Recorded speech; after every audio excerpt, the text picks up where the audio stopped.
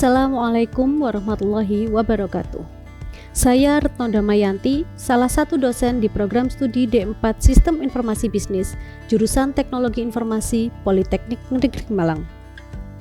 Pada kesempatan ini, saya akan memaparkan PDD UKT-PT bidang pengajaran.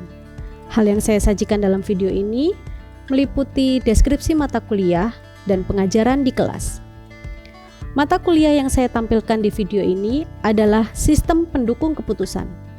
Mata kuliah ini adalah mata kuliah teori yang diambil oleh mahasiswa pada semester 4. Bobot mata kuliah ini adalah 2 SKS dengan durasi pelaksanaan adalah 4 jam kuliah setiap minggunya. Sistem Pendukung Keputusan merupakan mata kuliah yang membahas tentang konsep, metode, dan teknologi yang digunakan untuk membantu pengambilan keputusan dalam berbagai situasi, terutama ketika keputusan tersebut kompleks, semi terstruktur, atau tidak terstruktur. Sehingga mahasiswa mendapatkan pengetahuan dan keterampilan dalam membangun sistem yang dapat mendukung proses pengambilan keputusan, baik secara manual maupun berbasis komputer. Capaian pembelajaran mata kuliah ini adalah setelah mengikuti mata kuliah ini, mahasiswa mampu menginternalisasi nilai, norma, dan etika akademik. Yang kedua, menunjukkan sikap bertanggung jawab atas pekerjaan di bidang keahliannya secara mandiri. Yang ketiga, menguasai konsep matematika terapan, pengetahuan dasar TIK, sains rekayasa, dan prinsip rekayasa dalam bidang TIK secara mendalam. Yang keempat, menguasai prinsip komputasi cerdas dalam teknik pembuktian logik dan matematis untuk menghasilkan alternatif solusi yang efektif secara mendalam. Yang kelima, mampu menerapkan matematika terapan, pengetahuan komputasi, sains rekayasa, dan prinsip rekayasa dalam bidang pengembangan perangkat lunak, jaringan komputer, dan bidang TIK atau ipteks lainnya. Yang keenam, mampu memanfaatkan komputasi cerdas dalam proses pemecahan masalah berdasarkan analisis dan informasi pada produk TIK. Yang ketujuh, mampu menerapkan pemikiran logis, kritis, inovatif, bermutu, dan terukur dalam melakukan pekerjaan yang spesifik di bidang keahliannya serta sesuai dengan standar kompetensi kerja bidang yang bersangkutan. Yang kedelapan, mampu menunjukkan kinerja mandiri, bermutu, dan terukur. Topik mata kuliah yang disampaikan dalam satu semester meliputi yang pertama ada konsep multi kriteria decision making atau MCDM dan metode WSM-WPM. Yang kedua ada metode AHP, ketiga metode Elektre, keempat metode EDAS, yang kelima metode Mabak, keenam metode GDSS, dan yang terakhir yaitu metode Fuzzy. Pengajaran yang ditampilkan di video ini adalah pembelajaran luring. Penilaian pada mata kuliah ini meliputi yang pertama ada tugas dan case method dengan bobot 18%, kuis 20%, UTS 10%, dan PBL 52%. Untuk tugas terdiri dari 7 kali tugas meliputi tugas kelompok dan individu. Kuis terdapat 2 kali kuis yaitu kuis 1 dan kuis 2. Untuk UTS terdapat 1 kali UTS yaitu dalam bentuk soal perhitungan. Dan yang terakhir ada PBL, terdapat 1 kali presentasi kelompok PBL dari proyek sistem informasi yang telah dikerjakan. Metode pembelajaran yang digunakan pada pengajaran mata kuliah ini antara lain ada ceramah, studi kasus, contextual teaching and learning, dan PBL.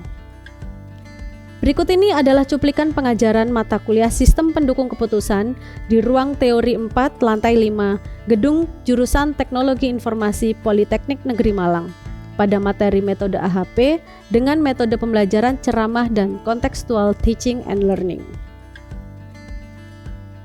Baik, Assalamualaikum warahmatullahi wabarakatuh. Waalaikumsalam warahmatullahi wabarakatuh. Gimana kabarnya teman-teman? Sehat?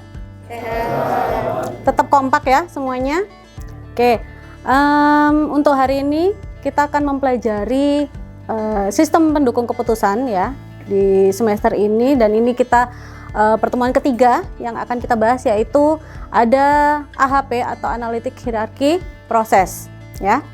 Oke, sebelum kita masuk ke materinya ya, alangkah lebih baiknya kita berdoa terlebih dahulu agar ilmu yang kita dapat hari ini bisa barokah dan bisa memberikan hikmah lah ya ke depannya untuk karir kita, gitu ya. Oke, bisa dipimpin oleh Yusril, silakan.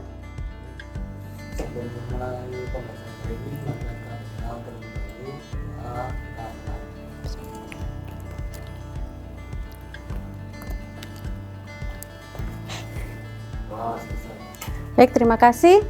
Oke, karena ini kita pertemuan ketiga dan kita sudah membahas yang akan membahas AHP. Di minggu lalu kita sudah membahas untuk yang WSM dan WPM ya.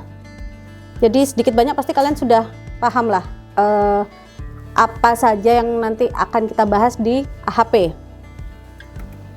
Sebelumnya, oke, kita masuk yang pertama, apa itu AHP? Analitik hierarki proses, ya, yaitu teknik analisis dengan menyusun persoalan yang kompleks ke dalam tingkatan yang disebut dengan hierarki. Paham ya, hierarki itu seperti piramid gitu, piramida gitu ya, ke bawah. Elemen hierarki dalam AHP terdiri dari ada objektif atau goal, lalu yang kedua ada kriteria, dan yang ketiga ada alternatif. Nah, kira-kira dari materi yang kemarin yang WSM sama WPM kan 3 elemen ini juga ada goal, ada kriteria, dan ada alternatif. Ada yang bisa menjelaskan dari 3 ini? Mungkin yang pertama dulu untuk yang yang objektif atau goal. Siapa yang akan menjelaskan? Assalamualaikum warahmatullahi wabarakatuh. Waalaikumsalam. Perkenalkan, nama saya Adinda Kurniarifanti. Di sini saya mau menjawab mengenai pengertian dari goal. Goal itu sendiri menurut saya adalah sebuah tujuan atau hasil yang ingin dicapai oleh seseorang ketika dia mengambil sebuah keputusan. Oke, terima kasih. Silakan duduk kembali. Terima kasih. Ya, tuh betul sekali ya. Jadi goal itu adalah tujuannya, ya, tujuan sebelum kita mengambil keputusan itu nanti. Jadi misalkan nanti ada contoh ya, sedikit studi kasus sebelum kalian nanti akhirnya akan saya beri soal ya. Jadi nanti ada contoh tujuan apa sih yang akan kita capai, itu goalnya ya. Lalu yang kedua ada kriteria. Siapa yang mau menjawab kriteria? Silakan. Perkenalkan, nama saya Dimas. Kriteria adalah aspek untuk membandingkan alternatif untuk mencapai objektif atau goal. Ya, betul ya. Betul. Tadi kalau kriteria itu adalah patokan ya, atau tadi itu aspek yang digunakan untuk menilai atau membandingkan ya alternatif keputusan untuk mencapai goalnya atau tujuannya itu tadi ya, objektif. Oke, yang ketiga di sini ada alternatif. Selanjutnya siapa yang mau menjawab alternatif? Silakan. Perkenalkan, nama saya Muhammad Fahmi Waidi. Di sini saya akan menjawab pengertian dari tujuan alternatif tersebut. Berbagai pilihan atau opsi yang tersedia untuk mengambil keputusan untuk mencapai sebuah goals tertentu. Oke. Kira-kira betul, teman-teman? Betul. Oke ya, jadi kalau tadi alternatif atau goal itu adalah tujuannya ya, kita pengennya apa sih, kita memilih apa gitu ya, tujuannya apa. Terus kalau kriteria itu adalah patokannya, atau kalau kita bilang itu aturan-aturannya ya, aturannya itu apa saja. Dan kalau alternatif itu adalah pilihan-pilihannya, jadi siapa saja, atau misalkan kalau kita mau memilih ketua misalkan ya, kan ada siapa aja sih calon-calonnya gitu ya. Terus misalkan mau memilih barang, nah kalau misalkan contoh memilih mobil, berarti untuk alternatif itu apa contohnya? Merek bisa ya. Kalau harga itu masuk di kriteria. Kalau di alternatif biasanya ke mereknya, ya kan? Oke, sampai sini paham ya? Ada yang masih bingung? Aman ya? Oke. Selanjutnya, nah ini yang kita sebut tadi hierarki ya, piramidnya. Kalau dia paling atas yaitu sasaran atau tadi kita sebutnya goals ya. Lalu di baris kedua ada kriteria atau aturan-aturannya itu tadi. Ya. Dan di baris ketiga atau paling bawah ada alternatif atau pilihannya. Nanti apa saja yang akan kita pilih. Nah, ini termasuk di tahapan-tahapan kita menghitung dengan metode AHP. Jadi sebelum kita masuk ke rumus-rumusnya itu ya. Jadi kita tahapan pertamanya adalah menyusun hierarki dari permasalahan yang dihadapi. Jadi kita harus menentukan dulu tujuannya apa, kriterianya apa, lalu alternatifnya apa saja. Oke, saya beri contoh. Nah, di sini hierarki yang sempat saya buat ya. Jadi yang pertama kita tentukan dulu goalsnya, yaitu menyusun skala prioritas kriteria rumah ideal ya, itu kita masukkan jadi tujuan atau goalsnya. Lalu untuk kriteria atau aturan-aturannya, aspeknya itu di sini saya menyebutkan ada keinginan ya, kita pengennya cari rumah yang di mana, misalkan itu ya masuk di keinginan. Terus yang kedua prioritas budget atau harga itu tadi. Terus yang ketiga daya beli. Lalu kriteria yang keempat ada urgensi kebutuhan. Ya, kita urgensinya itu seperti apa. Nah, untuk di alternatif ya, di alternatif di sini ada 5 alternatif. Yang pertama ada Permata Jingga, ini hanya contoh saja ya, perumahan yang ada di Kota Malang. Kota dan kabupaten ini kayaknya ya. Ada Permata Jingga, ada Sawo Jajar, tahu ya? Kalau GPA ada yang tahu?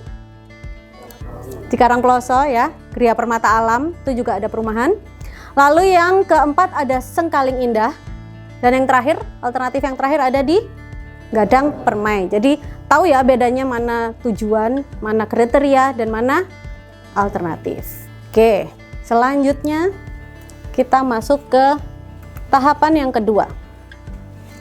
Tahapan yang kedua adalah perbandingan berpasangan. Perbandingan dilakukan berpasangan antara masing-masing kriteria atau masing-masing alternatif. Jadi perbandingan berpasangan ini yang dibandingkan itu sesama. Jadi misalkan alternatif ya dibandingkannya dengan alternatif. Kalau misalkan kriteria dibandingkannya dengan kriteria. Nah, ini tabel intensitas kepentingannya ya. Jadi ada nilainya, ada yang 1, 3, 5, 7, dan 9. Masing-masing ada keterangannya. Dan 2, 4, 6, 8 itu ada range di tengah antara yang bilangan ganjil. Jadi misalkan nilainya masih mendekati itu dan misalkan kalian ragu, itu biasanya poinnya ada di antara 2, 4, 6, dan 8. Oke, kita coba masuk ke prosesnya. Jadi nanti akan dibuat tabel ya. Ada tabelnya, proses perbandingan berpasangan dimulai dari level hierarki paling atas yang ditujukan untuk memilih kriteria. Misalkan A1. A1 di sini maksudnya adalah alternatif 1. Oke, pinter. Diambil elemen yang akan dibandingkan yaitu dengan A1, A2 dan A3 ya. Di sini ada contoh ya.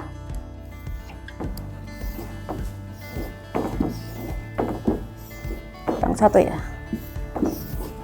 Oke, ada di sini alternatif berarti. Sorry. Alternatif di sini ada A1, A2, A3. Lalu di bawah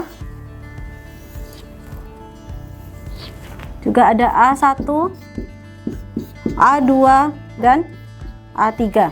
A1 dibandingkan dengan A1 nilainya 1. A1 dibandingkan dengan A2 masih belum diketahui karena belum ada soalnya atau permasalahannya. A2 dibandingkan dengan A2 1. A3 dibandingkan dengan A3 1. Yang lainnya masih belum diketahui. ketahui. Oke ya. Oke, sebagai contoh di sini matriks perbandingan berpasangan. Jadi kalau alternatif 1 dibandingkan alternatif 2, jadinya A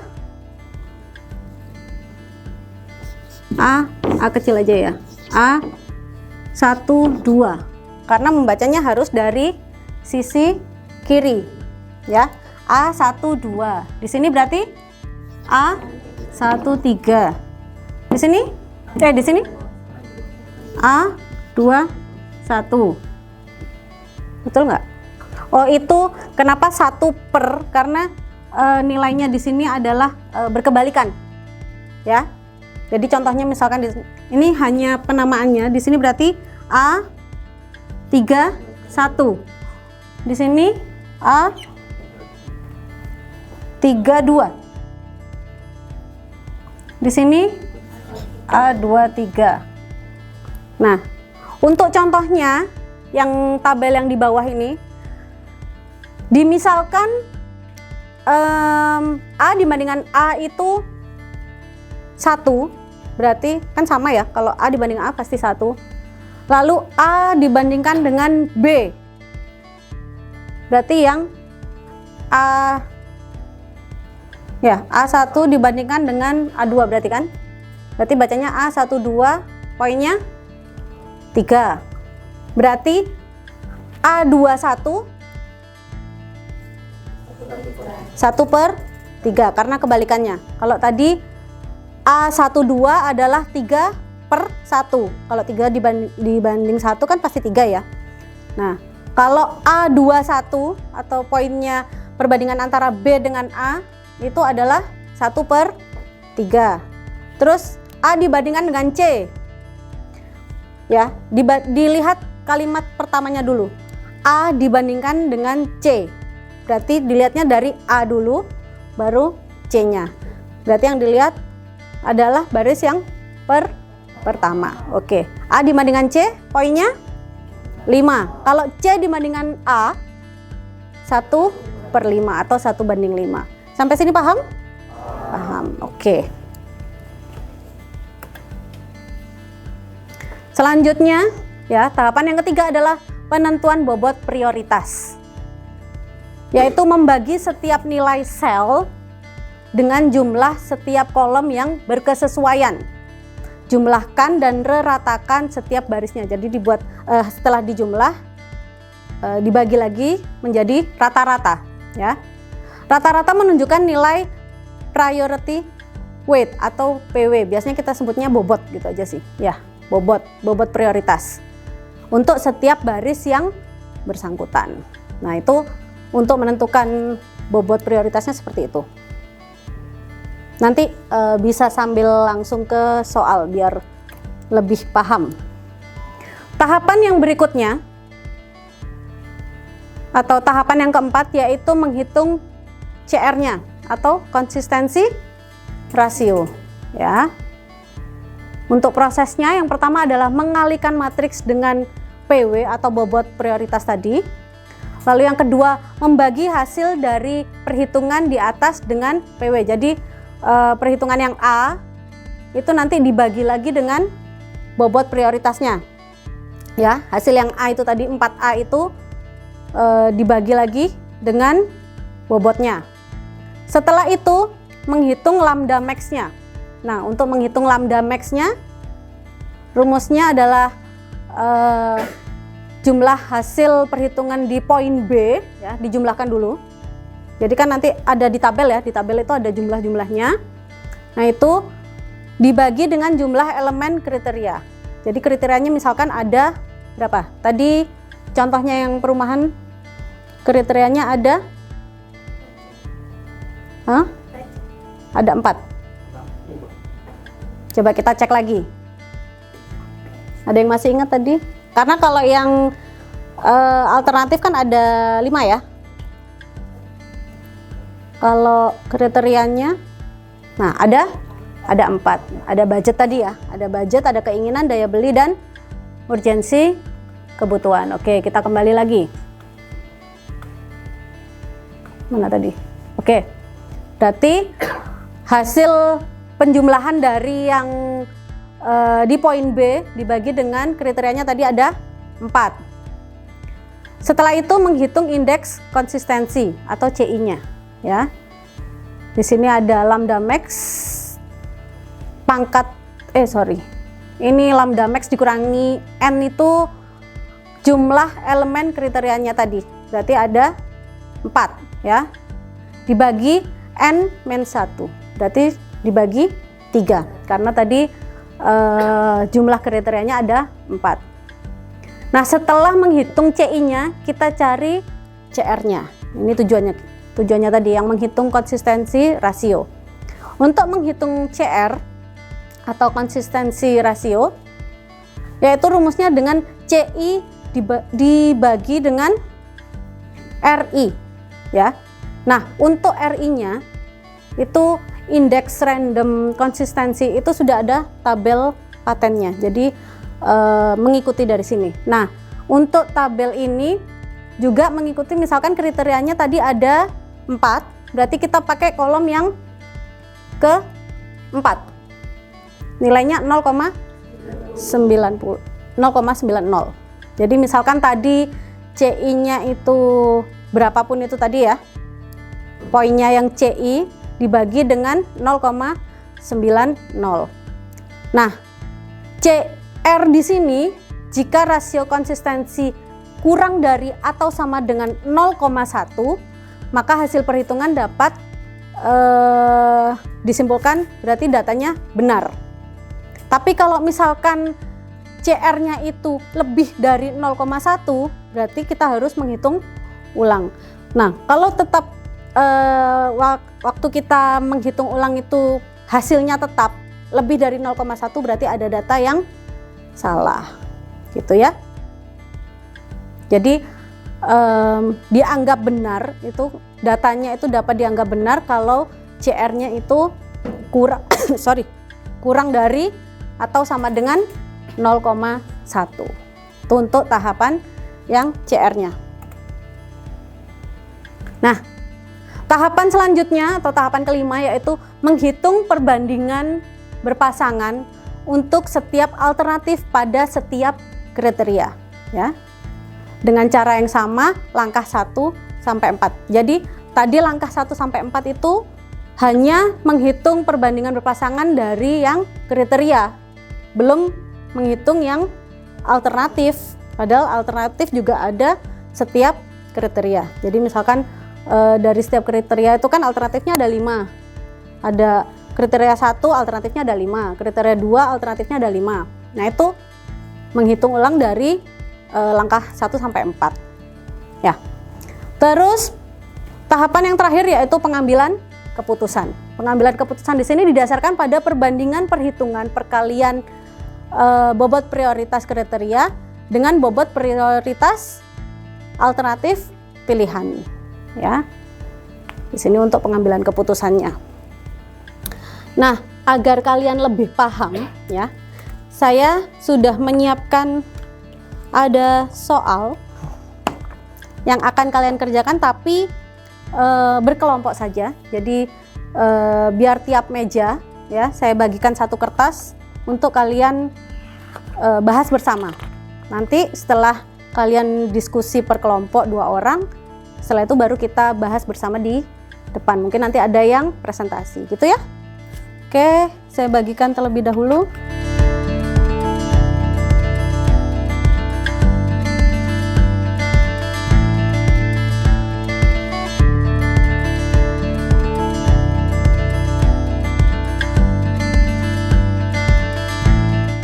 Oke, itu ya sudah saya bagikan. Silakan kalian kerjakan dulu, didiskusikan masing-masing kelompok.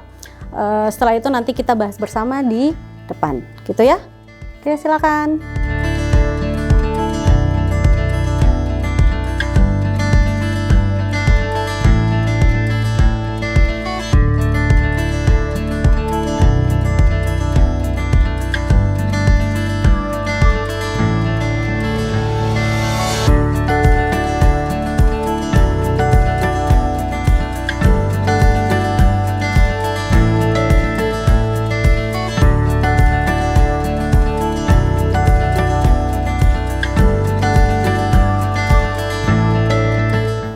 Baik, sudah selesai semua ya?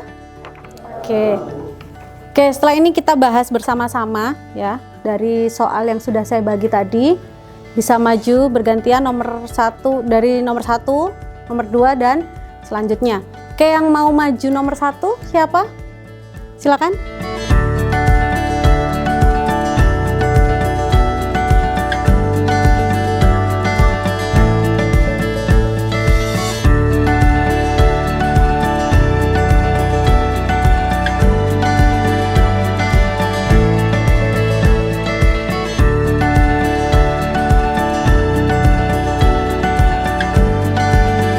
Mungkin itu dulu ya untuk hari ini.